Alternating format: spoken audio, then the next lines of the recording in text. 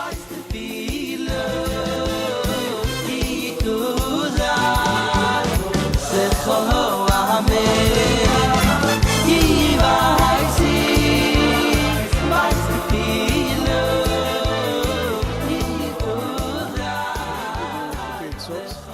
y a un sefer qui s'appelle Likutei Etzot du Metzot Mevoarot.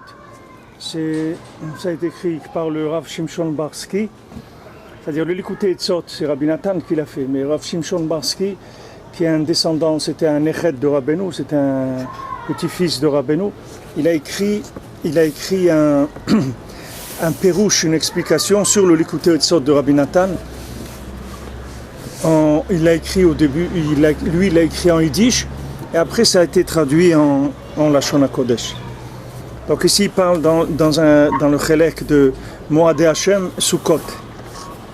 Alidei kiyum mitzvat Sukkah karaoui, par le fait que quelqu'un fait la mitzvah de Sukkah comme il le faut, zochim le da'at gdola meod.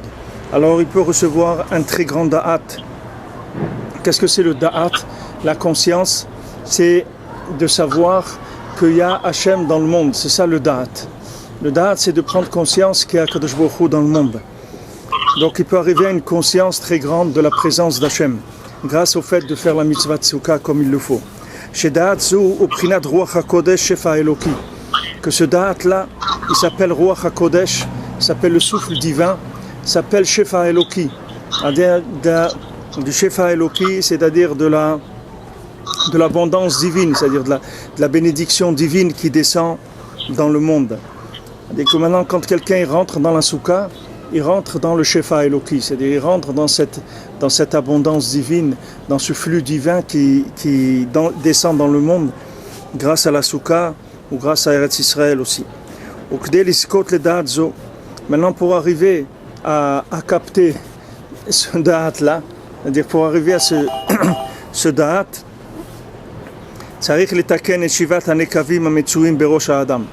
il faut réparer les 7 orifices qui se trouvent dans le visage de l'homme. C'est-à-dire l'homme dans son visage, il a 7 orifices. Les oreilles, les yeux, le nez et la bouche. Il y a 7 orifices. Ces 7 orifices-là, ils correspondent aux 7 jours de Sukkot, aux 7 Ananei Kavod, les 7 nuées qui enveloppaient le Ham Israël. Ça, c'est 7 points d'accès du Ruach HaKodesh. C'est-à-dire le Ruach HaKodesh, il va rentrer dans l'esprit de la personne grâce à ces orifices-là. Donc plus ces orifices ils vont être gardés, et plus il va y avoir une communication possible avec le Ruach HaKodesh. C'est-à-dire plus quelqu'un il va faire attention à ses oreilles, à ses yeux, à son nez, à sa bouche, et plus le Shefa Eloki il va rentrer en lui. Donc c'est pas un manque de Ruach HaKodesh qu'il y a dans le monde. Le Ruach HaKodesh il est là. Ce qui manque, c'est que les récipients ils n'ont pas la qualité pour pouvoir recevoir ce Ruach HaKodesh là. Le Ruach HaKodesh il est là. Akadosh Baruch Hu est toujours là, et il n'y a pas un manque de spiritualité, il y a uniquement un manque de préparation pour recevoir. Comme c'est écrit dans la Torah 21 dans l'Écoute Moharan. Maintenant, comment on fait pour réparer lui il appelle c'est des tzinorot amoar, c'est-à-dire que c'est mamash c'est de la canalisation, c'est-à-dire c'est de la tuyauterie du cerveau. On dit ces orifices-là, c'est les tuyaux qui vont amener les choses dans le cerveau. C'est-à-dire ce qui va circuler, ça va circuler. Le Ruach HaKodesh qui va circuler, il va circuler à travers ces canalisations-là.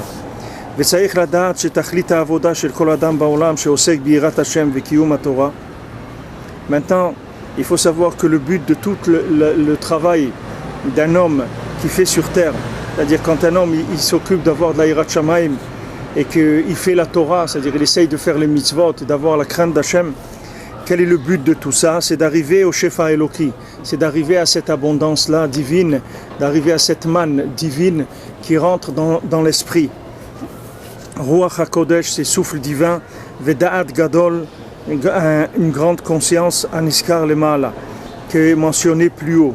Shem Eikar Shashua Olam Haba, que ça c'est le principal du plaisir du monde futur.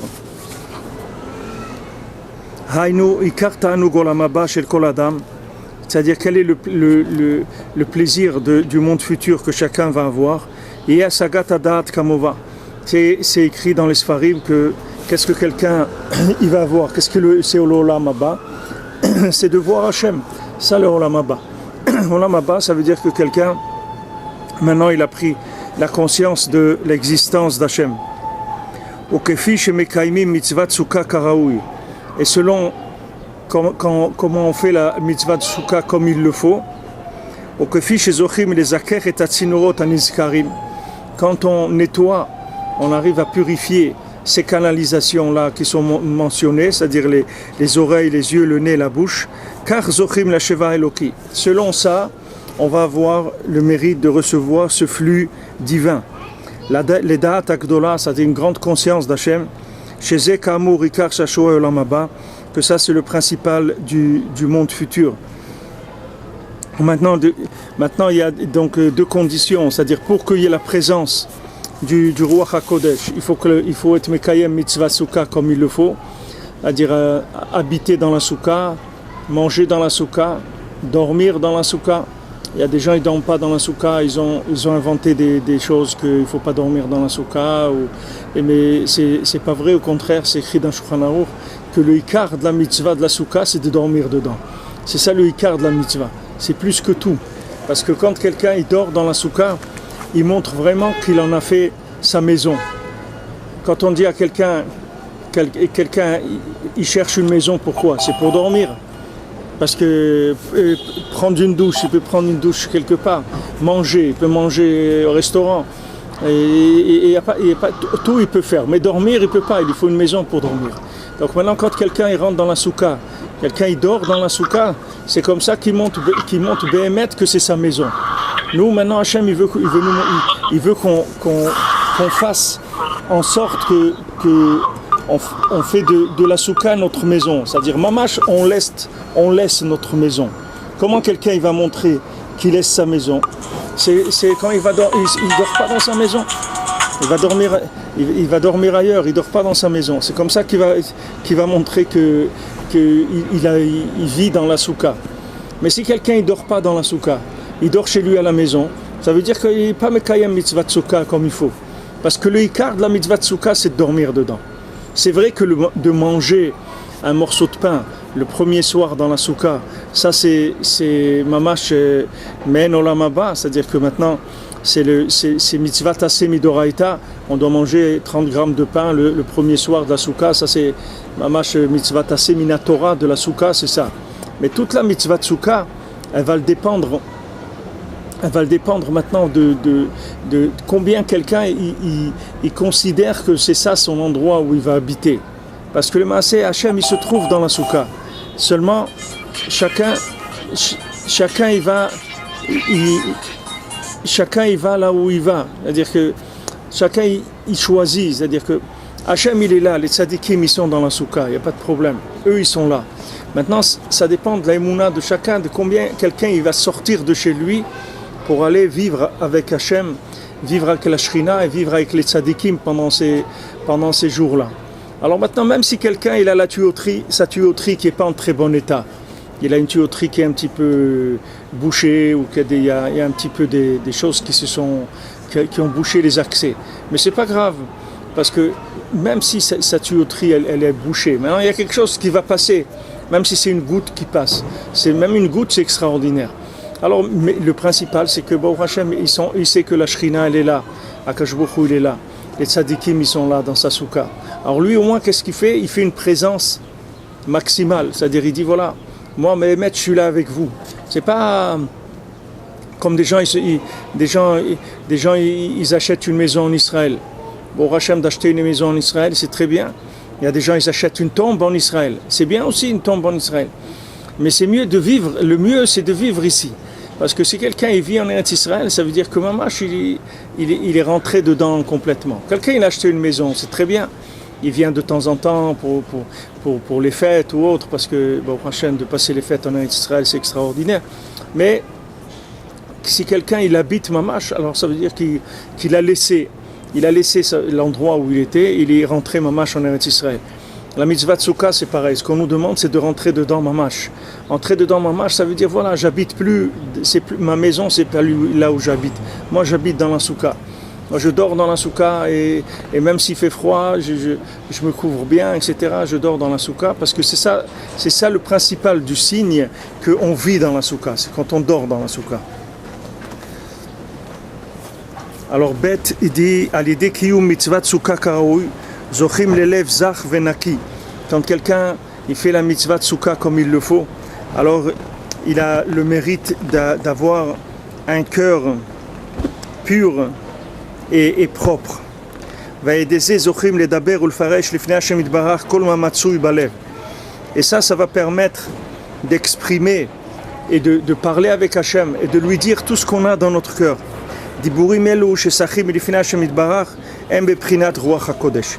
Alors ces paroles qu'on va dire devant Hachem, c'est une prina de Ruach HaKodesh. C'est comme si on avait maintenant Ruach HaKodesh, c'est-à-dire ces mots-là qui sortent de notre bouche quand on va discuter avec Hachem, c'est mamash du souffle divin. Pourquoi ? Parce qu'ils viennent de la purification du cœur. C'est-à-dire que maintenant, le cœur, il a beaucoup de choses à l'intérieur. Mais maintenant, pour faire sortir ces choses-là, il y a besoin d'une purification du cœur. C'est la purification du cœur qui permet de dialoguer avec Hachem. C'est-à-dire que plus quelqu'un il a un cœur pur, et plus il va pouvoir parler avec HaKadosh Baruch Hu. Et quand il va commencer à parler avec HaKadosh Baruch Hu, ça c'est Ruach HaKodesh Mamash. C'est-à-dire que Mamash, c'est un souffle divin qui sort de son cœur. Donc la mitzvah de Souka, elle permet de purifier le cœur. Et quand il y a purification du cœur, alors le dialogue avec Hachem, il devient beaucoup plus facile, beaucoup plus évident. Alors à ce moment-là, ça s'appelle Ruach HaKodesh.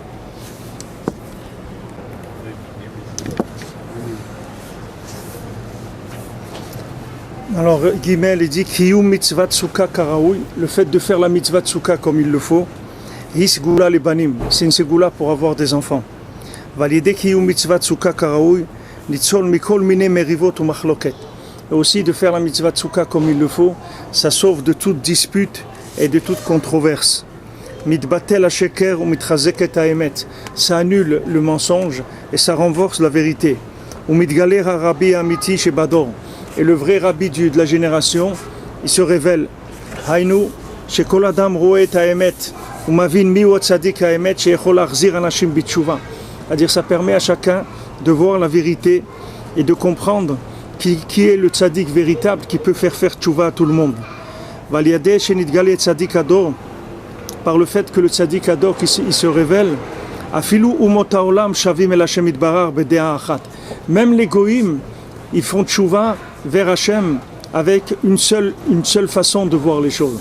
C'est-à-dire que maintenant la mitzvah de Souka, elle va avoir un tel raffinement, c'est-à-dire elle va permettre de tellement raffiner le concept de la vérité que ça va permettre même aux nations de voir qui est Hachem dans le monde. Pourquoi ? Parce que du moment où le tzaddik qui se révèle dans le monde, le tzaddik de la génération se révèle dans le monde, ça va raffiner le concept d'Hachem. C'est-à-dire que ça va permettre même aux gens qui n'ont pas un rapport avec la Torah, même des non-juifs, ils vont voir qu'il y a Hachem dans le monde et que la vérité elle est dans le Ham Israël, et ils vont essayer de se rapprocher ou de s'inclure ou de se convertir, ou chacun là où il est, il va faire le pas. Tout ça, ça vient de la mitzvah de Souka, parce que la mitzvah de Souka, elle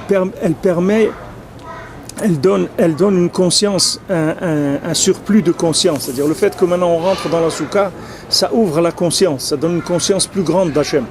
Cette conscience plus grande, elle va permettre de repérer la vérité dans le monde. Plus la conscience elle est grande, et plus on repère la vérité.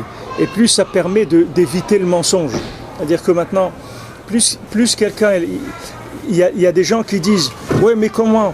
Vous dites que c'est Breslev, l'autre il dit que c'est ça, l'autre il dit que c'est ça. Comment je vais savoir ? Comment vous voulez que je sache, moi ?»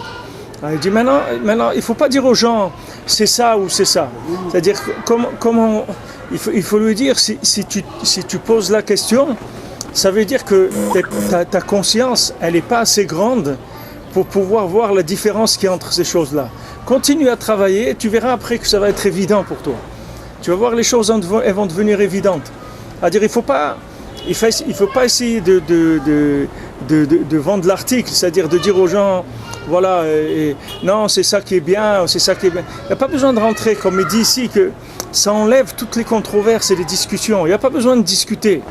Quelqu'un, il a trouvé un médecin, ce médecin, il le soigne bien. Et quand il va là-bas, il sent que ça lui fait du bien, etc. Maintenant, ça y est, il n'a pas besoin il ne va pas rentrer en controverse avec des gens sur la qualité de ce médecin, les trucs. Lui, c'est ça, il voit que c'est ça qui lui fait du bien. Maintenant, le choix, il ne se fait pas par la discussion. Au contraire, c'est-à-dire qu'il dit ici que tout le sens de la soukha, c'est d'enlever cette approche-là de la Torah. C'est-à-dire que la soukha, elle enlève le besoin de se disputer. Il n'y a pas besoin de se disputer. Et si quelqu'un vient et vous dit « Ouais, mais vous dites que la vérité c'est Breslev et tout, mais comment on sait ?» Il dit « Il n'y a pas de problème. Qu'est-ce que vous avez quoi comme vérité, vous, aujourd'hui? Vous suivez quoi? Vous allez où? Aujourd'hui, quel est votre à quoi vous êtes attaché? » Il va vous dire « Je suis attaché à ça ou ça. » C'est très bien, il n'y a pas de problème. Continuez là où vous êtes. Continuez à chercher et vous allez voir que maintenant, si vous cherchez Béhémet, alors vous allez rendre compte vous allez voir tout de suite la différence qu'il y a entre... Alors, il y a des gens qui disent, ouais, mais il y a des gens qui sont naïfs et ils ne se rendent pas compte, etc. Ce n'est pas une question de naïveté, c'est une question de recherche. Il y a des gens qui sont naïfs, ça veut dire que tu peux leur vendre n'importe quoi. C'est-à-dire que les gens, ils achètent n'importe quoi. Mais c'est Béhémet, ce n'est pas une naïveté. C'est parce qu'ils ne cherchent pas, c'est pas de la naïveté. Parce que ces gens-là naïfs, quand ils vont acheter une voiture, ils savent acheter une voiture. Ils vont chez le garagiste, là, ils lisent les publicités, ils regardent combien il y a eu de notes qui ont été faites sur ce truc, Ils savent qu'une marque comme ça, c'est mieux. Ils savent, c'est pas de la naïveté. C'est qu'ils ne cherchent pas, les gens, c'est tout. Ils ne cherchent pas, parce que chacun, il préfère rester là où il est, c'est plus facile pour lui. Il est installé dans quelque chose et ça tourne, il n'a pas envie de s'embêter. Quelqu'un il m'a dit hier, on a fait le shiur, après quelqu'un il m'a dit, mais il dit Ravi frère, vous dites des choses qui sont trop, c'est trop dur, vous êtes des choses trop dures, et par rapport à d'autres tzadikim et tout, vous parlez avec une exclusivité très très forte de Rabbi Nachman. Je dis écoutez, je dis aujourd'hui, on peut plus rouler les gens, on peut pas dire aux gens. On est obligé de leur parler clairement parce que les gens ils sont faibles, ils n'ont pas la force de chercher. Si vous les laissez chercher, vous leur emballez la vérité dans 3 ou 4 emballages, c'est possible qu'ils ne vont pas ouvrir les emballages, ils vont rester comme ça les gens. Alors vous, il faut être clair, vous dites voilà clair, non celui qui veut, celui qui ne veut pas, il ne veut pas. Mais on est obligé d'être clair. Je dis oui mais ça choque certaines personnes. Voilà. Il y a des gens que ça les choque cette vérité-là, c'est trop fort. Alors je dis ces gens-là, c'est uniquement parce que leur recherche pour l'instant, elle est à ce niveau-là. Maintenant, quand ils vont avancer dans leur recherche, ils vont comprendre que c'est là où ça se trouve, pas ailleurs. Mais là, il y a la pluie qui était dans le côté de Tzot sur la soukha.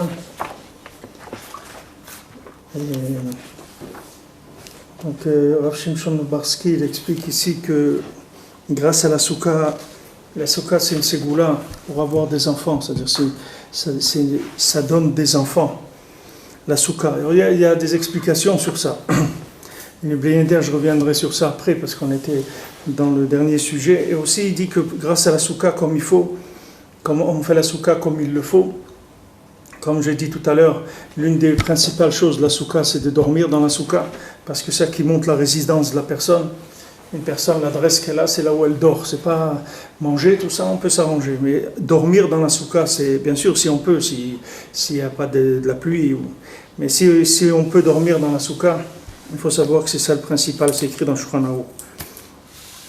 Donc maintenant, quand on fait la soukha comme il le faut, ça enlève toutes les disputes et les controverses.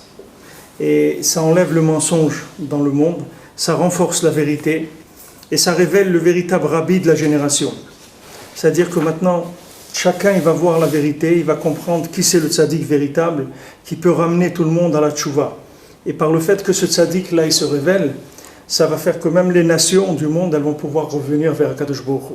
C'est-à-dire que c'est-à-dire que la mitzvah Tsuka, Pashut, elle permet une révélation de la vérité beaucoup plus forte que dans l'année. C'est-à-dire on a un éclaircissement sur les choses.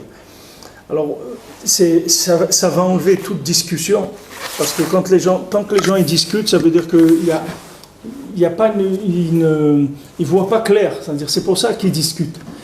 Quelqu'un il va dire, mais pourquoi le judaïsme il y a d'autres religions, etc. Bon, parce que les gens, ils n'ont pas goûté, ils ne savent pas qu'est-ce que c'est le judaïsme. Si quelqu'un goûte le judaïsme, là, il n'y a pas besoin de parler d'autre chose. Ça va être évident pour lui. Il n'y a pas de... Seulement, il faut goûter cette chose-là. Comme Rabbeinu l'a dit, à vous, on ne pourra pas vous dire que sur du vin, que c'est du vin hongrois. Parce que vous, le vin hongrois, vous l'avez goûté. C'est-à-dire, quand maintenant il va venir quelqu'un, il va vous dire, voilà, ça c'est du vin hongrois, vous allez lui dire, non, je m'excuse, c'est pas un vin hongrois d'appellation contrôlée, parce que moi j'ai goûté le vin hongrois et je sais que c'est pas le vin hongrois. C'est-à-dire que maintenant il y a une recherche de la vérité. Cette recherche de la vérité chez chacun, c'est ça qui va lui donner la garantie de la vérité qu'il va trouver. C'est-à-dire que c'est écrit dans Pirkei Avot, si quelqu'un il te dit j'ai trouvé, j'ai pas cherché, il faut pas le croire, parce que Bémet il a rien trouvé du tout. Mais il dit mais comment quelqu'un on voit, il est dans la Torah, il fait etc. Même quelqu'un qui est dans la Torah, s'il cherche pas sa Torah, il va la perdre. Même s'il la perd pas de façon à continuer à faire Shabbat, les mitzvot et tout, mais la conscience de l'existence d'Hachem, l'honnêteté dans son commerce, le respect de sa parole, toutes ces, vous avez des gens, il y a des gens, ils sont religieux, ils sont shomer Shabbat, ils mettent les tefilines, ils achètent des beaux tefilines, ils font tout très très bien. Et vous voyez quand ça arrive le commerce, il a promis de vendre sa maison à un prix, il y a quelqu'un qui lui propose plus et il revient sur sa parole. Pourquoi il fait ça? Parce qu'il n'est pas conscient d'Hachem. S'il était conscient d'Hachem, il ne changerait pas sa parole. Parce qu'il sait que c'est Hachem qui va lui donner la bracha. Il ne sait pas maintenant, lui va vendre à un autre, il ne sait pas qu'est-ce qui va se passer avec cette autre personne. Il ne sait pas, Hachem, lui, il s'est engagé avec celle-là. Il lui a dit, ça y est, je te vends à tel prix. Je te donne ma parole, c'est bon, on va chez l'avocat, je te vends. Et après, il a trouvé quelqu'un, lui a rajouté quelques milliers, et il change. Pourquoi il change? Parce que c'est la conscience d'Hachem qui fait qu'il peut changer. Quelqu'un qui est conscient d'Hachem, qui sait que maintenant, cette situation-là, elle va repasser devant un tribunal, elle passe maintenant devant un tribunal céleste, et après on va passer devant, et après 120 ans, on va se retrouver là-bas, et on va repasser la situation. Et maintenant, il va falloir que je donne des explications. Pourquoi maintenant j'ai changé? Je m'étais engagé avec cette personne-là. Pourquoi j'ai changé? Alors maintenant, si quelqu'un ne croit pas ça veut dire qu'il n'est pas conscient de l'existence d'Hachem. Sa conscience d'Hachem, elle est petite. Elle lui permet de faire les mitzvot, d'aller à la synagogue, tout ça, il n'y a pas de problème. Il le fait. Mais maintenant, dès que vous touchez, comme on dit, les points sensibles, alors vous allez voir que la personne, elle n'arrive pas. Parce que la conscience qu'elle a d'Hachem, elle n'arrive pas jusqu'à cet endroit-là. Alors ça, c'est général. Maintenant, dans la recherche de la vérité, c'est la même chose. Vous allez dire aux gens, voilà, le rabbi de la génération, c'est Rabbi Nachman, il l'a dit, c'est pas maintenant, ça fait 2 siècles qu'il a dit ça déjà. Que lui, il allait être le rabbi de la génération, que son enseignement, c'est l'enseignement de Mashiach, que Mashiach, il va enseigner l'écouté Moran, etc. Bon, ça, Rabbi Nachman, il l'a dit, c'est lui qui prend la responsabilité d'avoir dit ça. Mais maintenant, on ne peut pas amener ce dialogue-là avec les gens avec de la controverse. On ne peut pas se mettre à discuter avec les gens. Quand quelqu'un va vous dire, ouais, mais vous dites ça, mais pourquoi? Il peut y avoir d'autres, etc. Il dit, monsieur, il n'y a pas de problème, allez-y, avancez, continuez à avancer, et peut-être qu'un jour, on se retrouvera quelque part. Mais avancez, continuez, ce que vous faites, c'est bien déjà, il n'y a pas de problème. C'est bien, avancez, raffinez la vérité. Raffinez votre vérité. C'est pour ça qu'on ne peut pas... Breslev, ce n'est pas quelque chose qui se transmet avec de la controverse. Jamais les Breslevers, ils ont fait des disputes et des discussions. Jamais. Rabbeinu, il a dit, vous prenez la marchandise et vous la présentez, c'est tout. Il dit, c'est un magasin de tissu. Il dit, ma Torah, c'est comme un magasin de tissu. Vous mettez vos pièces de tissu, vous laissez un morceau d'étoffe de chaque pièce dépasser, de manière que celui qui est intéressé, quand il rentre, il va voir et dire « c'est ça que je veux ». Des fois, vous rentrez dans un magasin, le gars, il veut vous coller quelque chose, parce que peut-être il gagne plus ou autre. Il vous dit « non, mais ça c'est très bien ». Il dit « non, mais moi c'est ça là-bas que je veux ». Parce que ça, je vois que c'est avec ça que je veux faire mon vêtement. Je vois que c'est ce tissu-là, c'est ça qui m'intéresse. Il dit, non, mais l'ordre, vous savez, il est solide, et trucs. Il dit, c'est celui-là, celui là-bas, c'est ça que je veux. Et on va acheter ça. Mais maintenant, tout, c'est comme ça. Même quand vous allez au marché, des fois, vous passez devant un étalage d'un poissonnier, par exemple. Vous allez voir un poissonnier, tac, tac, vous achetez pas, vous continuez. Et à un moment, tac, quelque chose, ça vous accroche, vous dites, c'est celui-là, c'est ça que je veux. Parce que votre œil, il sait repérer ce qu'il vous faut à vous. Maintenant, un autre, il ne va pas voir la même chose. Chacun, il va voir ce qu'il va voir. Ça dépend de son raffinement de la vérité. Et son raffinement de la vérité, il dépend de la qualité dont il va vivre cette mitzvah de la soukha. C'est-à-dire, ces 7 jours qu'on passe dans la soukha, c'est une élévation de la conscience qui permet de raffiner les sens. C'est-à-dire, tout ce qu'on fait rentrer en nous, c'est par les orifices du visage qu'on fait rentrer la conscience d'Hachem. Donc maintenant, cette conscience qui est dans la soukha, si on a le mérite d'avoir une tuyauterie qui est propre dans les oreilles, les yeux, le nez, la bouche, à ce moment-là, le Shefa Eloki, c'est-à-dire l'abondance divine qu'il y a dans la soukha, elle rentre en nous. Et ça nous raffine le cœur, ça raffine la sensibilité. Et après, vous devenez sensible aux choses auxquelles il faut être sensible. Maintenant, il y a des fois des gens, ils viennent en Eretz Israël, ils voient que c'est Eretz Israël, ils voient que c'est ça, c'est là où il faut être et tout, mais pour l'instant, ils n'arrivent pas à sortir de là où ils sont parce qu'ils ont mis le pied dans des choses où on n'enlève pas si facilement que ça. Alors moi, je conseille toujours aux gens qui sont en Chutz La'aretz de faire attention, de ne pas trop s'attacher, de manière à ce que si à un moment il faut partir, alors c'est facile de partir. Et si même quelqu'un il doit habiter en Chutz La'aretz, s'il a une maison ou autre, il vaut mieux qu'il la vende, qu'il achète une maison en Israël. Et qu'il continue à vivre là où il vit pour son travail ou autre en location, de manière à ce que s'il doit sortir de là où il est, ça soit facile. Maintenant, dans la vie, c'est comme ça. Il faut pas trop s'attacher à des formes et des structures, qu'après, si la personne a besoin d'évoluer, elle n'arrive pas à évoluer parce que c'est enchaîné dans des choses qui sont trop fortes. La vérité, il y a une progression dans la vérité sans arrêt. Il y a un renouvellement de la vérité sans arrêt. Il y a des bases, mais même sur ces bases-là, il y a un renouvellement sans arrêt. Rabbi Nachman lui-même, il dit qui est-ce qui a compris quelque chose de ce que j'ai dit? On dit, Bichlal, il y a quelqu'un qui a compris. Rabbi Nathan, il a compris un petit peu, et Rav Naftali, il a compris un petit peu, c'est tout. Mais d'après Rabbi Nachman, tous les autres, ils n'ont rien compris du tout de ce que Rabbi Nachman il a dit. Pourtant, il avait des grands élèves, Rabbi Nachman, des tzadikim. Mais c'est comprendre, de dire, j'ai compris ce qu'il a dit, Rabbi Nachman. Qui est-ce qui va... Rabbi Nachman, il avait un élève qui s'appelait Reb Aaron, on parlait hier du Rav de Breslev. Et Rabbeinu, il aimait bien, c'était le Rav de Breslev, c'était le Rav de la ville. Et Rabbeinu, il aimait bien, c'était un de ses élèves qu'il aimait bien. Alors une fois, il m'a dit, regarde, Reb Aaron, je t'aime beaucoup. Alors je te fais une bracha, que tu comprendras mes paroles, une parole à moi. Une parole profane à moi que j'ai dit dans ce monde, tu la comprendras 1000 ans après la résurrection des morts. Je te fais un cadeau comme ça. Voilà, il ne parle pas de la Torah. La Torah, il a pas, mais il a dit, quand tu vois que je dis quelque chose de profane, je dis à quelqu'un, par exemple, serve-moi une tasse de thé. Quand je dis ça, alors ça, 1000 ans après la résurrection, tu vas comprendre ce jour-là, quand je dis ça, qu'est-ce que ça voulait dire? Parce que Rabbi Nachman, c'est une Torah, chaque chose, chaque détail de sa vie, c'est des choses très très élevées. Maintenant, tout dépend de la recherche de chacun. Il y a des gens aussi qui sont dans Breslev, ils sont installés, voilà, c'est ça, c'est Breslev, ça, il est Breslev, c'est-à-dire il est dans Breslev, il essaie de faire un petit peu Tikkun HaKlali, des choses, etc. Il vient au Mal Rosh Hashanah, mais Rabbi Nachman, il demande beaucoup plus que ça. C'est-à-dire il demande de la recherche sans arrêt. Il veut une recherche permanente. Rabbi Nachman, il ne veut pas quelqu'un qui s'installe. C'est pour ça que Rabbi Nachman, il dit qu'il n'aimait pas les vieux. Ce n'est pas les gens âgés, c'est les vieux. Il y a des gens qui sont âgés, bon, parmi nous on a des gens âgés qui sont jeunes. Mais il y a des gens qui sont jeunes et ils sont vieux. Ils ne sont pas âgés dans l'âge, mais dans leur tête ils sont vieux. C'est-à-dire ils ont découvert des choses, et ces choses-là, ils ont envie d'en faire leur base de vie, ils n'ont plus envie de changer. Un vieux, c'est quelqu'un qui n'a plus envie de changer, c'est ça qui s'appelle un vieux. C'est pour ça qu'on a vu dans la halachot de la soukha, celui qui met le toit de la soukha à plus que 10 mètres, elle n'est pas cachère, sa soukha.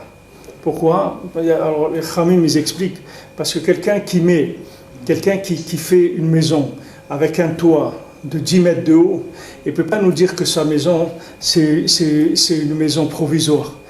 Si c'est provisoire, pourquoi tu la montes à 10 mètres de haut? Pourquoi tu mets à 10 mètres de haut? Ça veut dire que ce n'est pas provisoire. Ce que tu cherches, c'est à t'installer quelque part où tu ne bouges plus. C'est pour ça que tu mets la barre tellement haut. C'est pour ne pas bouger, c'est pas pour avancer. Parce que celui qui cherche à avancer, il construit une petite cabane. Il n'a pas besoin de mettre 10... Voilà, la souka, 1 mètre de haut, ça suffit pour une souka. Si quelqu'un il fait une souka comme ça, 1 mètre, ça suffit. C'est cachère. Pas besoin de mettre... mais si quelqu'un il met 10 mètres de haut, elle est plus cachère. Parce que les Khamim nous disent, personne ne fait une maison qui est secondaire, c'est-à-dire précaire, une maison provisoire, avec un toit à 10 mètres de haut. Alors dans la Torah, c'est pareil, vous voyez des gens, ils sont à 10 mètres de haut, mais c'est pas parce qu'ils cherchent, c'est d'Afka parce qu'ils cherchent pas qu'ils sont mis à 10 mètres de haut. C'est parce qu'ils ont mis la barre très haut, ils s'installaient dans quelque chose de très haut, et là-bas, ils ne bougent plus après. Ils restent dans un endroit, ils ne bougent plus. Rabbi Nachman, c'est pas ce qu'il veut, le Rebbe, il veut qu'on cherche sans arrêt. Chaque jour, on cherche, chaque jour, on fait faire des doutes, chaque jour, chaque jour, on fait Rosh Hashanah, on fait Kippour, on fait Hanouka, tous les jours, on fait tout. Tous les jours, on demande pardon à Hachem, tous les jours, on a de la simcha, tous les jours, on fait... Chaque jour, c'est pas une fois dans l'année, il a fait Simchat Torah. Tous les jours de sa vie, il fait Simchat Torah. Tous les jours, il fait Yom Kippour. Tous les jours, chaque jour, il vient devant Hachem, il demande pardon, chaque jour. Parce qu'il travaille sans arrêt pour avancer. C'est-à-dire, il raffine la vérité. Il raffine son concept d'Hachem. Tant que quelqu'un, il fait des bêtises, tant que quelqu'un il fait des avérotes, tant que quelqu'un il fait de la shonara, il ment, il regarde des trucs pas bien, ça veut dire qu'il n'est pas choute, il n'est pas conscient d'Hachem. Il ne faut pas qu'il s'énerve, il sert à rien qu'il s'énerve. C'est que sa conscience d'Hachem, elle n'est pas assez développée, c'est tout. Donc il lui faut plus de recherche, c'est tout. Il faut plus de recherche. Maintenant, le hikar du keli de la recherche, ici, qu'on parle pendant Sukkot, c'est de la souka, mais le hikar du keli de la recherche, c'est la emuna. Quelqu'un, il cherche dans la emuna. Chercher, ça veut dire augmenter la emuna. C'est-à-dire aller au-delà de mes compréhensions, aller plus loin que ce que je comprends, tout le temps, avoir des engagements plus grands. Comme des gens ils prennent des crédits, il y a des gens ils prennent des crédits, il prend un crédit de 100 000, maintenant il commence à rembourser, il voit que ça vient, il prend un de 200 000, il achète un truc, et il prend un autre crédit, il avance toujours plus, il prend des crédits, il achète des biens, etc. Je ne dis pas que c'est bien de faire ça, mais je vous donne un exemple. Dans la Emouna, ça fonctionne la même chose. C'est-à-dire on avance, et plus on avance, et plus on s'engage dans de la Emouna. Même maintenant qu'on voit qu'on n'est pas capable tellement d'assurer ces choses-là, mais ça ne fait rien. On s'engage, on avance plus, parce qu'on cherche. On cherche, on veut arriver à un raffinement de la vérité. Si maintenant, je vois que je fais encore des bêtises, que mon esprit lui-même, il n'accepte pas ces bêtises. Quelqu'un, il ment, et après il dit, mais comment je peux mentir ? Je mets mes tefilines et tout, je mens, mais c'est pas possible. On ne peut pas mentir, c'est pas bien de mentir, il faut pas, c'est assourd. Mais il n'arrive pas à se retenir. Quand il y a un truc, tac, il ment. Alors, maintenant, d'où ça vient, ça ? Ça vient de la conscience d'Hachem, c'est tout. C'est parce qu'il n'est pas conscient qu'il y a Hachem. Il connaît la loi, mais il n'est pas conscient de la présence divine. C'est comme quelqu'un il a envie de traverser ou de brûler un feu ou n'importe quoi. Qu'est-ce qu'il fait d'abord ? Il regarde s'il n'y a pas un radar ou s'il n'y a pas un policier ou quelque chose. Quand il est sûr qu'il n'y a personne qui truc, à ce moment-là, il s'aventure, il va brûler le feu. Pourquoi ? Parce que lui, c'est pas le problème pour lui, c'est pas de brûler le feu ou pas. Le problème pour lui, c'est qu'il se fait attraper ou il va en contravention. C'est ça qui le dérange. Maintenant, dans la Torah, c'est la même chose. Maintenant, si quelqu'un il ment ou il ment pas, vous n'allez pas voir différent dans sa journée. Il va manger, il va aller là, il va faire ce qu'il a à faire. Ça ne change rien. Maintenant, il a menti, l'autre il n'a pas menti. Maintenant, quelqu'un il va mentir, il va pas pouvoir supporter ça. C'est-à-dire qu'il va dire c'est fini, moi plus jamais de ma vie je mens, c'est terminé. Je ne me mets plus, j'arrête tout. S'il faut que je ferme mon magasin, je ferme ma société, j'arrête tout. Mais moi je mens plus. Moi je triche plus, je mens plus, c'est terminé. Terminé, je ne veux plus faire des choses comme ça. Ça vient de quoi ? De l'ouverture de la conscience. Comme je vous ai raconté, celui qui rentre au Beth Amikdash pour voler les kelim. Les Romains, ils ont fait rentrer un juif qui n'était pas Shomer la Torah. Ils lui ont dit, tu vas rentrer nous amener des choses du Beth Amikdash, quand ils ont détruit le Beth Amikdash. Alors lui, il est rentré, il leur a amené un objet. Après, ils lui ont dit, bon, maintenant tu rentres, tu nous amènes un autre objet. Il dit, non, moi je rentre plus. Il dit, quoi, tu rentres plus ? Il dit, non, je ne veux plus rentrer là-bas. Il dit, pourquoi ? Il dit, je peux plus rentrer là-bas. Alors il dit, mais si tu rentres pas et voler ce qu'on te dit, on va te tuer, et tuez-moi. Ils l'ont tué. Mais lui, il est rentré là-bas, voler, c'était fini. Ça vient de quoi ? Ça vient que quand il est rentré là-bas, il a pris une conscience d'Hachem, que cette conscience d'Hachem, c'est fini. Elle ne pouvait plus lui permettre de faire ça. C'est fini. Je vous ai dit, le Chafetz Chaim, j'ai dit à mon petit-fils l'autre jour, il est en train de jouer avec une voiture et tout. Je dis, regarde, tu vas faire ta bar mitzvah dans un an, Bezrat Hashem. Je lui dis, dans un an, tu vas jouer avec ça? Il m'a dit non. Je lui dis, alors maintenant tu crois que tu vas être bar mitzvah du jour au lendemain? Ça va venir. C'est-à-dire qu'un jour, tu vas avoir un 13 ans moins un jour, et après 13 ans, et que tout va changer dans ta vie. D'un coup, en un jour, il faut que tu commences à changer maintenant. Il ne faut pas attendre le jour de la bar mitzvah. Il y a des choses qu'aujourd'hui, tu ne peux plus te permettre, c'est fini, parce que tu t'approches des 13 ans. Tu ne peux plus faire ça. Tu ne peux plus te voir sur une voiture en plastique en train de faire... Ça, c'est pour quand on a 6 ans, 7 ans, 8 ans, ça va. À 50 ans aussi. Hein. Ouais, à 90 aussi, tu peux faire. Non, Tintin, c'est des 7 à 77. Après 78, on ne peut plus. Mais c'est vrai, il n'y a pas d'âge pour la folie, mais un enfant, il faut lui apprendre ça. Il faut lui dire que on se prépare à être quelque chose. C'est tout. On se prépare à être autre chose. Le Chafetz Chaim, il est venu, je lui racontais ça. Le Chafetz Chaim, il est venu une fois, il a dit au revoir à ses copains. Il avait 9 ans. Il a dit, voilà, j'ai décidé de devenir un adulte, c'est tout. Alors je suis venu vous dire au revoir parce que je ne veux plus jouer avec vous. À partir d'aujourd'hui, je ne jouerai plus, c'est fini. Je vais devenir un adulte. À l'âge de 9 ans, il a commencé à étudier, à se construire comme un adulte. Ça vient de quoi, ça? De la conscience d'Hachem. Il y a des gens qui captent la conscience d'Hachem et il y a des gens qui jouent sans arrêt. Quelqu'un m'a dit hier, il m'a dit à Las Vegas, il m'a dit, il y a 100 000 Israéliens qui habitent à Las Vegas, qui tiennent les casinos de Las Vegas, des trucs et tout, etc. Maintenant, pourquoi ces Israéliens sont partis d'ici à Las Vegas? Parce que là où ils sont, ils sentent pas, ils savent pas où ils sont. Ils savent pas. Même ce monsieur-là, il m'a dit, il est venu du Canada. Il est du Canada en Israël, et chaque personne à qui il dit « Je suis venu du Canada », il dit « Mais pourquoi tu as fait ça? Pourquoi tu es venu ici ?» Il dit « Mais pourquoi? Je suis venu, c'est ma terre. » Il dit « Mais il dit, nous, toute la journée, on rêve d'aller de là où tu viens, et toi, tu viens ici. Nous, on rêve d'aller là-bas, le Canada, l'Amérique et tout, toi, tu viens ici. Mais qu'est-ce que tu es venu faire ici? Tu avais tout là-bas. Qu'est-ce que tu veux faire? » Ça ressemble, c'est comme le Canada pareil. Alors, ça vient de quoi? Ça vient qu'il n'y a pas de conscience. Il n'y a que le côté extérieur de la chose. Mais il n'y a pas la conscience de la chose. Alors, la personne, elle peut vous brader tout. Parce que pour elle, ça n'a pas de valeur. C'est quelque chose qui n'a pas de valeur. Tout le judaïsme, il est basé sur la valeur qu'on va donner à chaque chose. Il y a des tzadikim, vous leur demandez de mentir pour quelque chose, ils ne mentiront pas, c'est tout. Même s'il doit perdre tout, jamais il va mentir. Parce que c'est quelque chose qui est impossible pour lui. C'est quelque chose, c'est une barrière qu'il ne peut pas transgresser. Et cette barrière, elle s'est faite de sa conscience, c'est tout. Alors le but de la soukha, c'est d'augmenter la conscience, de faire que la conscience, elle est plus grande. À un moment, la conscience, elle est tellement grande que la personne, elle se trouve à Paris, elle marche quelque part, ou elle est dans le métro, ou un truc, et à un moment, la personne, elle dit, on va partir. Elle rentre chez elle, elle dit à sa femme, on s'en va. Elle dit, mais attends, mais qu'est-ce qui t'a... Je lui dis, on s'en va.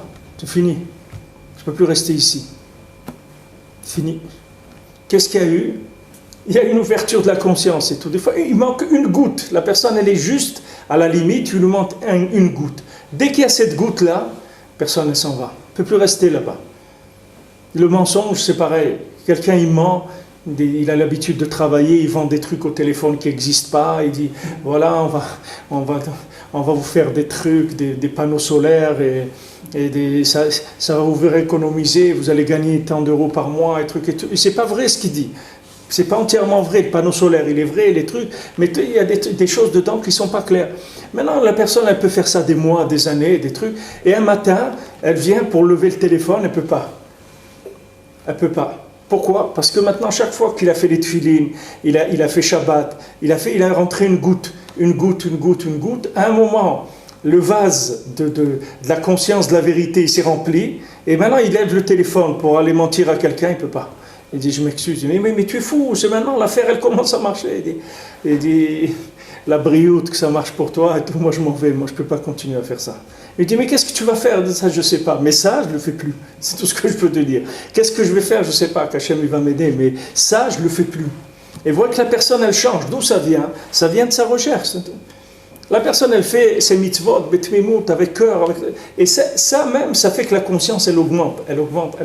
Et à chaque fois, il y a des choses qu'on ne peut plus faire. Il y a des bêtises, il y a des avérotes qu'on faisait qu'on ne peut plus faire. Des gens, des fois, ils parlent la shonara, ils ne se rendent pas compte, ils parlent. Et à un moment, prend conscience, ça y est, il ne parle plus, c'est fini. Il y avait une fois un rave comme ça, il étudiait avec quelqu'un. Il a étudié avec quelqu'un. Et à un moment, cette personne, elle a commencé à parler du Rashi. Et elle a commencé à dire des choses sur Rashi, des choses qui n'étaient pas bien.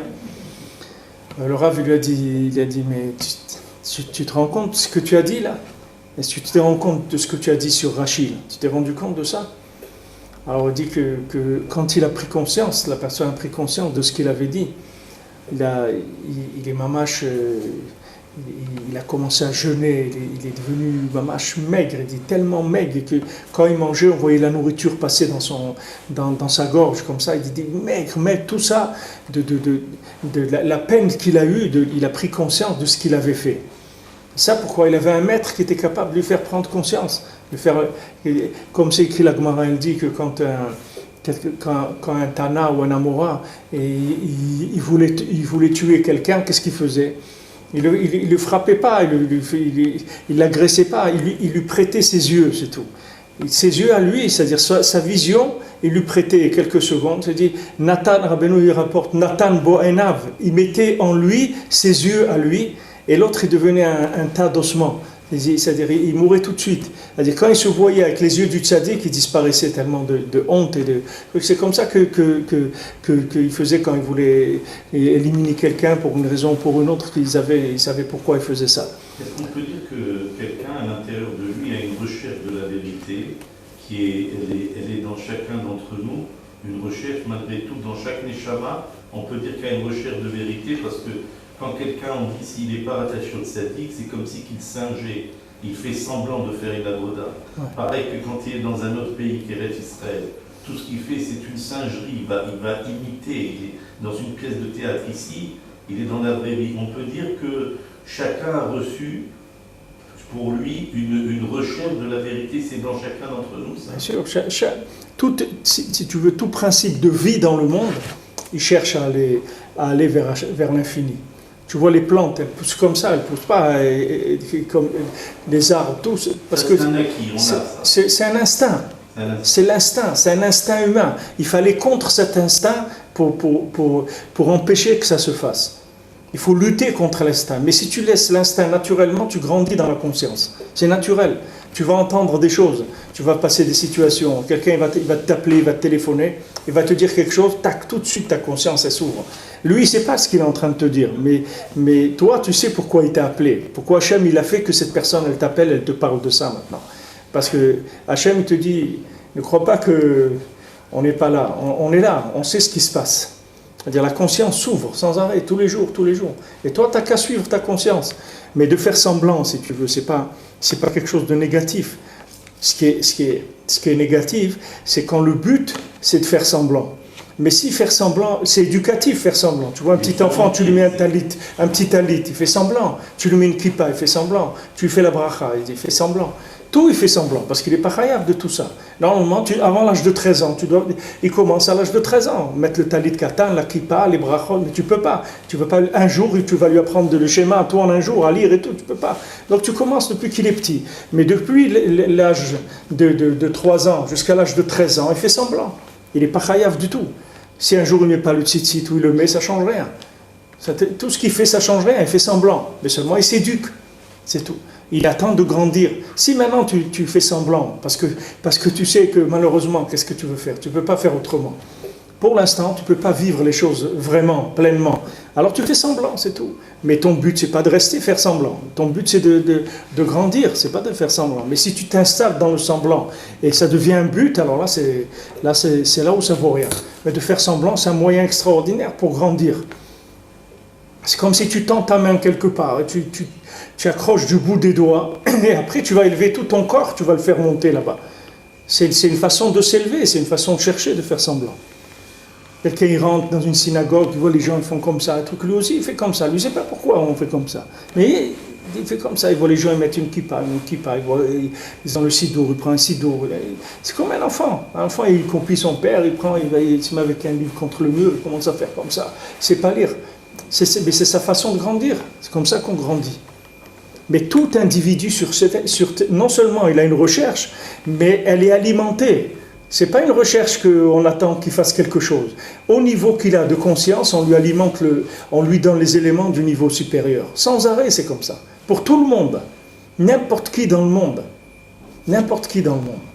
N'importe qui dans le monde, que ce soit quelqu'un qui s'engage dans le djihad ou quelqu'un qui s'engage n'importe où. Il n'y a pas une personne au monde où Hachem ne le renseigne pas sur la vérité. Chacun il est renseigné sur la vérité. Un d'avoir casé que quelqu'un il va venir quelque part et il est en freelance comme ça dans le monde. Tu peux pas. C'est-à-dire si maintenant tu es en freelance dans le monde, tu vas venir devant Hachem après 120 ans, tu vas dire mais tu t'es jamais occupé de moi. Tu veux que je sache, regarde où je suis né. Je suis né là je ne savais pas, c'est tout. Je ne savais pas. Tu crois que quelqu'un peut arriver dans l'Olam Haba, il va dire je ne savais pas. Il ne peut pas, comme la blague qui raconte Amnon Isra, qui dit qu'il y avait deux copains. Il a fait tchouva, l'autre non, il ne voulait pas faire tchouva. Il lui a dit, mais qu'est-ce que tu vas faire quand tu vas arriver là-bas? Il dit, je vais leur dire que je ne savais pas lire, c'est tout. Et comme je ne savais pas lire, je n'ai pas pu faire la prière, je n'ai pas pu apprendre la Torah, je n'ai pas pu faire les mitzvot, c'est tout. C'est comme ça que je vais leur dire, voilà. Moi, on ne m'a pas appris à lire, moi je ne sais pas lire, c'est tout. Et avec ça, je vais m'en sortir. Alors il dit là-bas qu'ils sont arrivés ce monsieur est arrivé dans l'Olam Haba, et on a vu qu'est-ce qu'il a fait dans sa vie, on lui a dit, bon, on va t'accompagner au Guéinam. Alors il dit, mais moi, moi j'ai rien fait, tout ce que j'ai fait de mal, c'est parce que je ne savais pas lire, c'est pour ça. Il dit, bon voilà, regarde, on va te donner un papier. Que dans ce papier-là, tu vas aller juste faire une visite au Guéinam, parce que quand même tu as fait beaucoup de bêtises, et après tu vas sortir, tu vas venir au Gan Eden. Non, il dit fais attention à ce papier, parce que sinon tu ne pourras pas sortir. Il dit d'accord, il a pris ce papier, il l'a emmené au Guéinam, il rentre là-bas, il voit c'était horrible et tout, il a dit non, moi je ne veux pas rester ici et tout, je m'en vais. Alors il va devant l'ange qui garde l'entrée du Guéinam, il lui dit je veux sortir parce que moi j'ai rien à faire ici, moi j'étais quelqu'un, j'ai jamais appris à lire, c'est pour ça que j'ai pas fait la Torah, etc. Alors il lui dit d'ailleurs voilà, ils m'ont donné le papier, que j'étais là juste en visite, maintenant je dois sortir. Alors là il lui donne le papier à l'ange il dit moi je sais pas lire. C'est tout. Pas de... C'est-à-dire que quelqu'un, il peut pas se fabriquer des alibis. Il n'y a pas d'alibi. Il vient dans la vie de tous les jours, on dit nul n'est censé ignorer la loi. Ouais. Quelqu'un, il ne peut pas se faire attraper et dire je ne savais pas. Il s'est fait attraper, il ne peut pas dire je connais tout le monde. Il y a une loi, il faut la connaître. C'est-à-dire même si tu ne sais pas, mais il faut que tu veuilles savoir. C'est tout. Il faut que tu sois ouvert. Maintenant, là où tu es, on va venir te chercher. Tu n'as pas besoin, toi, tu restes où tu es. Toi, tu n'as pas besoin de bouger de ta place. Tu parles le français, tu habites là-bas, tu travailles là-bas, tu prends le métro le matin, il n'y a pas de problème. Fais ta vie normale. Seulement, il faut que tu aies une oreille qui soit ouverte, c'est tout. Parce qu'on va venir te parler. Et on va te dire, voilà monsieur, il faut aller là-bas. Maintenant, si la personne, elle veut, elle suit. Si elle ne veut pas, elle coupe. C'est à lui de décider. Mais il n'y a personne au monde qu'on ne vient pas chercher en permanence, Rabbeinu dit. Ce n'est pas une fois. Ce n'est pas qu'on est venu te chercher une fois, après tu n'as pas voulu. Non, chaque jour. Sans arrêt, sans arrêt.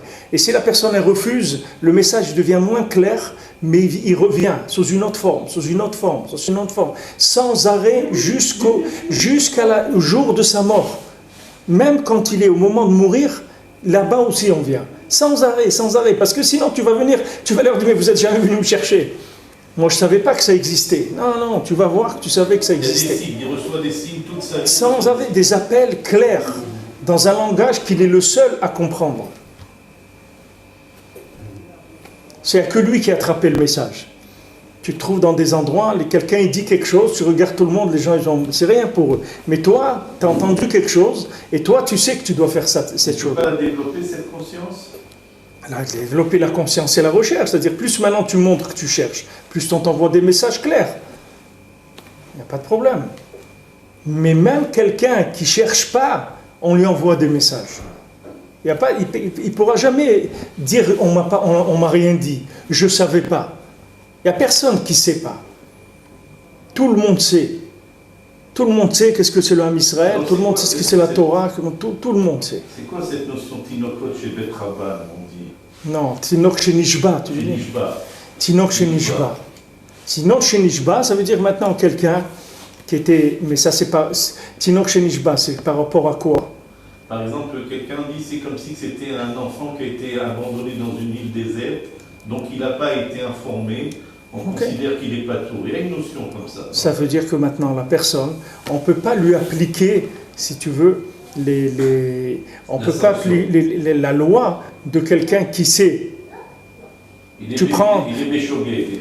Tu prends quelqu'un indigène, tu le prends d'une tribu en Afrique, tu l'amènes à Paris d'un coup, tu le fais descendre comme ça. Maintenant, il voit un magasin, il y a du manger, il rentre, il prend le manger, il mange. Ok, on l'arrête, la police, elle l'emmène et tout. On ne peut pas le mettre en prison, il ne sait pas. Il ne sait même pas ce que c'est une ville, il ne sait pas que ça se paye, il ne sait rien du tout. Donc, mais à partir de maintenant, il va commencer. C'est-à-dire qu'à partir de maintenant, il va commencer à... Ça, c'est les gabés, le chiouf de la personne. C'est-à-dire que maintenant, on ne peut pas lui donner des applications de loi, c'est-à-dire de rigueur de la loi. Maintenant, la Gemara, elle discute beaucoup sur ça. C'est-à-dire, qu'est-ce que c'est quelqu'un qui sait, à partir de quand quelqu'un, on considère qu'il sait ou qu'il ne sait pas, par rapport au melachot de Shabbat. Parce que quelqu'un qui fait des melachot de Shabbat, c'est uniquement s'il sait que c'est assour ou sait que c'est Shabbat, que ça devient quelque chose de grave. Alors, on dit maintenant, à partir de quand quelqu'un il sait? Alors, on dit quelqu'un qui a entendu quand il était enfant, il a entendu la notion de Shabbat, c'est quelqu'un qui sait. Après, toutes les... Enfant quel âge, on dit? Enfant quel âge? 5 ans, dès que quelqu'un commence à apprendre.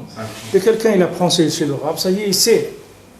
Mais ces gens-là qu'on dit qui ont été élevés dans des endroits où il n'y avait aucune notion de Torah, rien du tout, ces gens-là, par rapport à un statut juif, ils ne sont pas tours.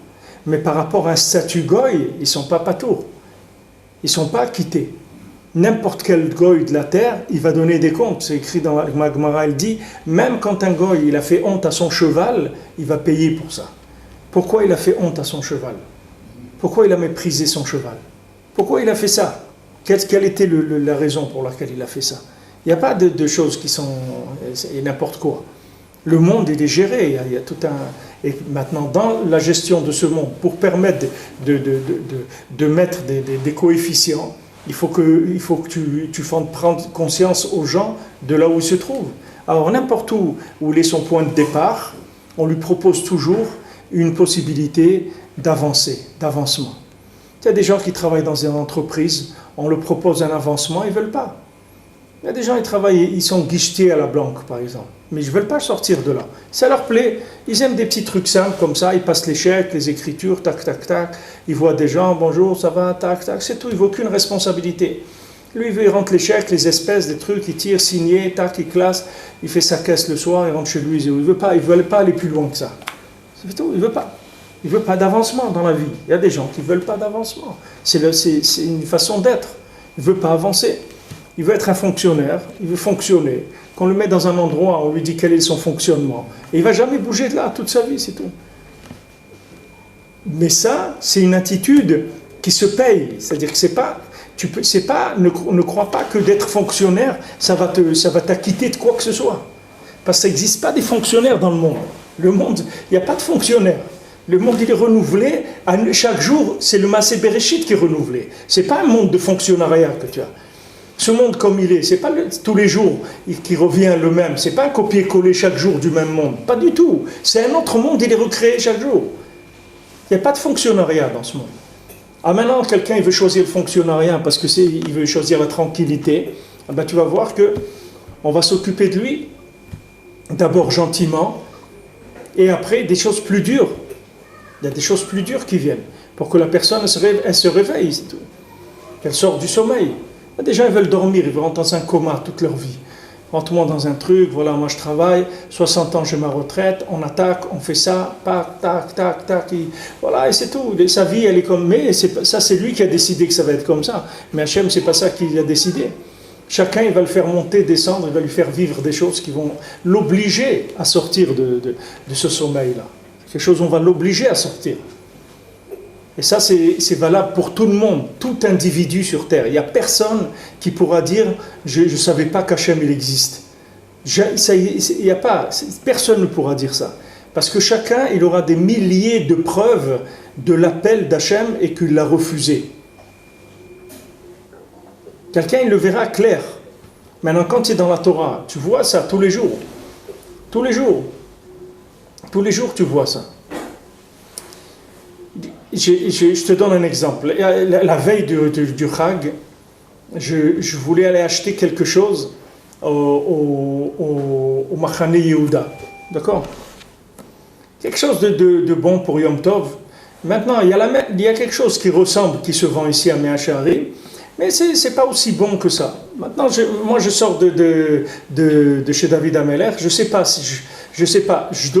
j'ai envie d'assister à l'Ichlorot de Yom Tov, mais je dis quand même, c'est Rev Sukkot, j'ai des choses à faire à la maison et tout. Si je vais là-bas, minimum 1 heure, je vais perdre. Et 1 heure, je ne savais pas quoi faire. Je marche, j'avance. Je ne sais pas quoi faire.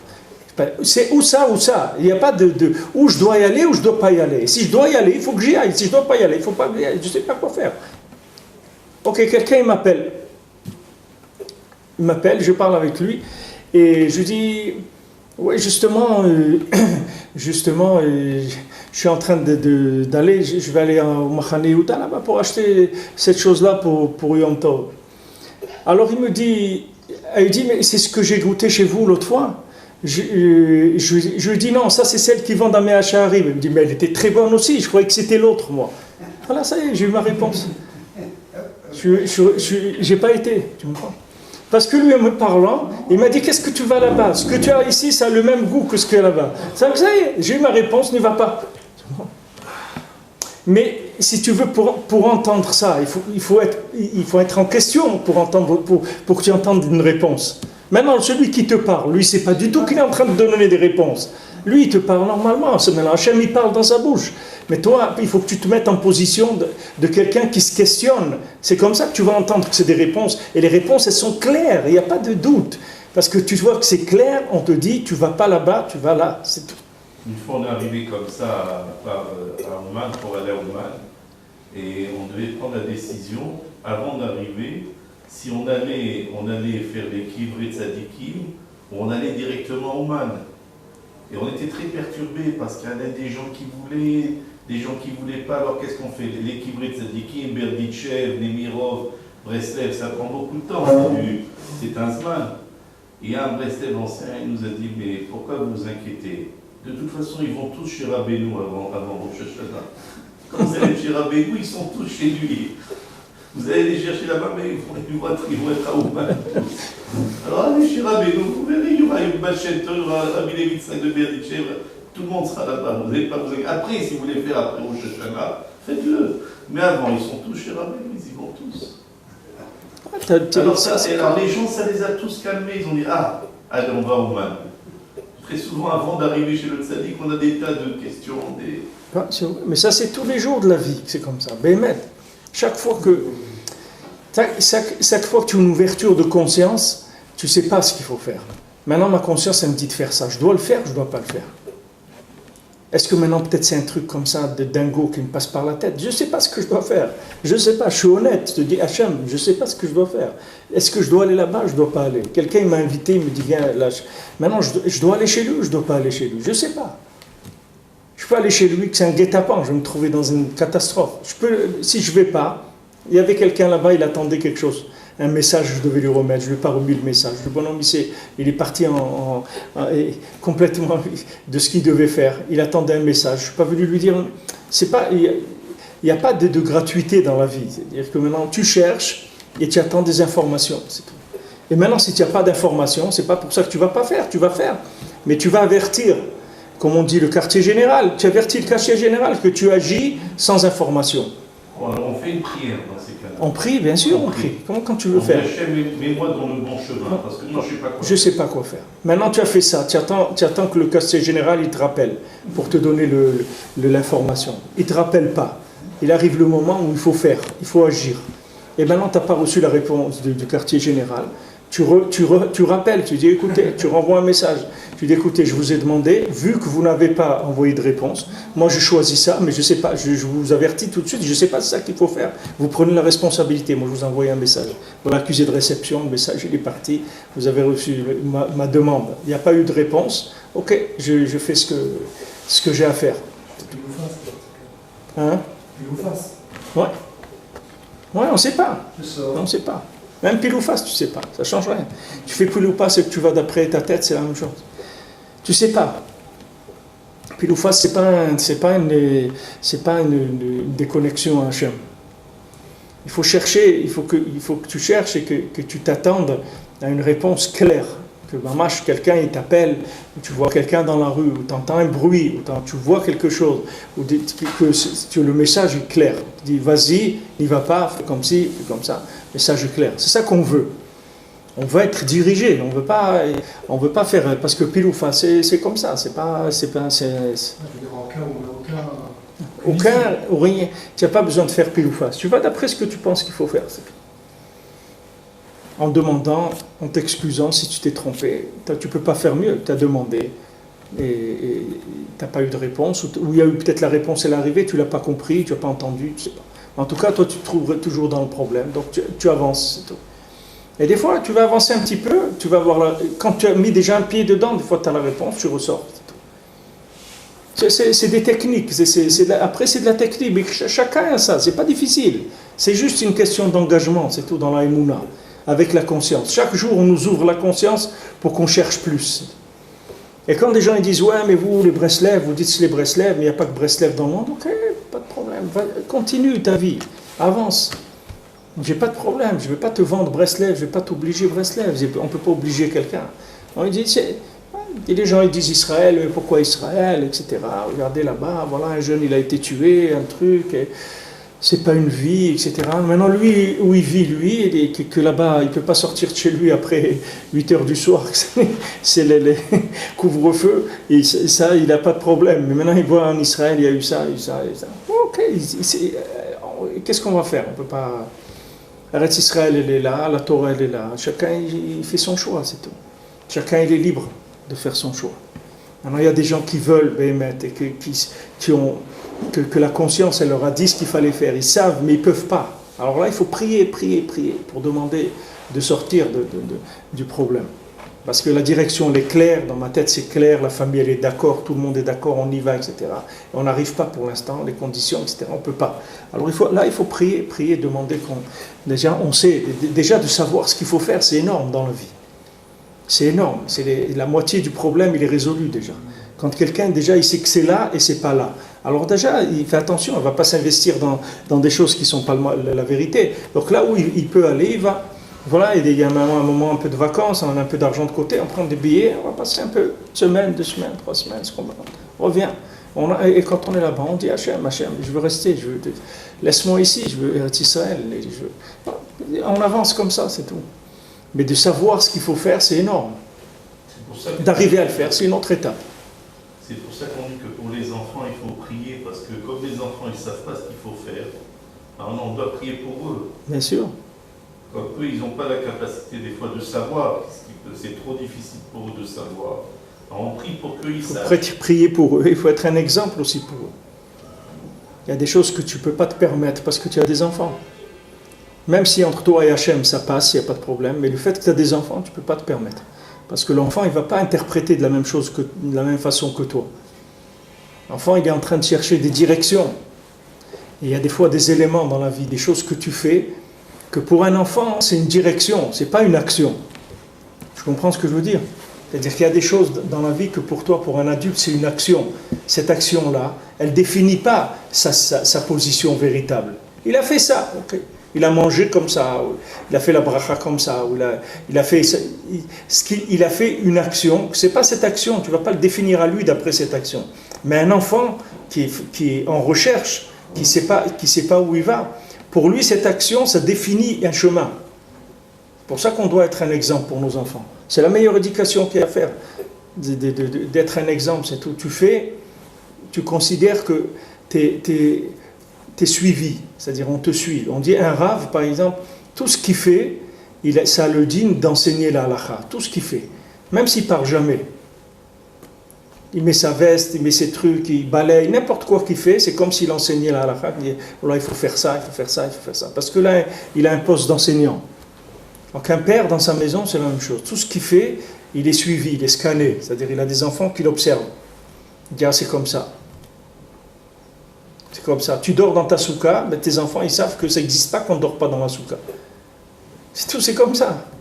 Tu dors pas dans la souka, ça y est, c'est une orientation dans la vie. Les enfants ils disent, ah non, nous, chez nous, on ne dort pas dans la souka. C'est chez tous, tu ne dors pas dans la souka. C'est écrit, ah non, non, chez nous, on ne faisait pas ça. Ah ben chez vous, vous trompiez. Ah non, chez nous, on ne se trompe pas. Ça veut dire on ne trompe pas. Il dit, non, mon père, il ne faisait pas ça. Ça veut dire ton père, alors, ton père, il se trompait. Non, tu vas voir, c'est très difficile. Parce que ça a été mis en place comme un enseignement, ce n'est pas une action stam. Maintenant, si le père il est obligé pour une raison ou pour une autre de faire quelque chose, alors il doit l'expliquer. Il doit le dire, voilà, maintenant je vais faire ça, mais sachez que c'est pas comme ça qu'il faut faire, c'est parce que j'ai attrapé froid ou n'importe quoi, je ne peux pas dormir ce soir, mais il faut que sachez qu'il faut dormir toujours dans la souka, et c'est ça la mitzvah de la souka. Il faut faire attention, parce que les gens, c'est des projections, c'est-à-dire les gens après, ils font ce qu'ils ont vu comme projection. Alors, Chag Sameach, et ce soir... Chag Sameach, merci.